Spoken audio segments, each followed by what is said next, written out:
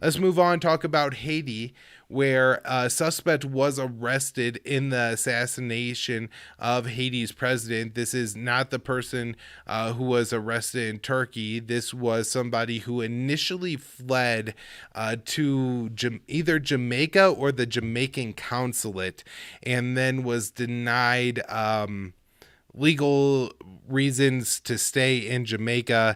His either asylum request or whatever he was seeking was denied. And so he decided to try to travel to Colombia, which is, I believe, where he's a national from. And en route, I believe in Panama, he was picked up and then brought to Miami. His name is Mario Antonio Palacinos, and it appears, or at least reports say, that he's cooperating with U.S. authorities. Don't know exactly what that means, if he really had a role in the assassination or not, but I have been following this assassination and want to discuss this. It's interesting that he's in a U.S. court, and I'll see what the U.S. and keep you up to date on what the U.S. does with him.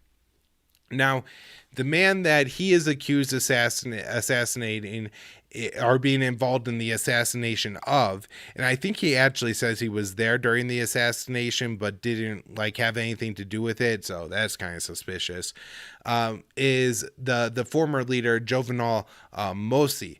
But the current leader of Haiti, I think the presidency seat is empty, but there's a prime minister who has control, and that is Ariel Henry. And he was at an event, this, I believe, on the 3rd of January, and a firefight broke out between an armed group and his security team.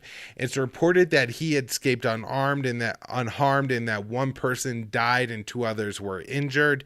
Unclear if they were bystanders or people involved either in the militant group or in the security team.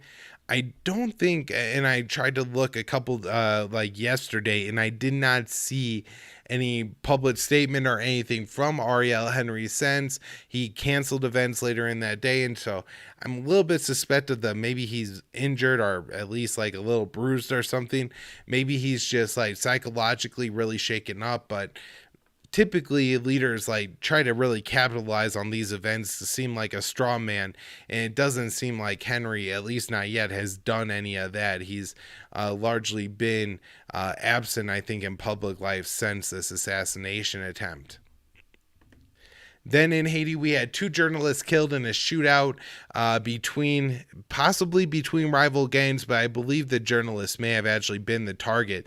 There were 3 journalists who were interviewing either a leader or some representative from a gang, and another gang pulled up and shot and killed 2 of the journalists and injured the 3rd. So that's what's going on in Haiti. I feel like I'll have more news on Haiti in the coming weeks, especially as the trial unfolds in the U.S. of the man that's accused of being involved in the assassination.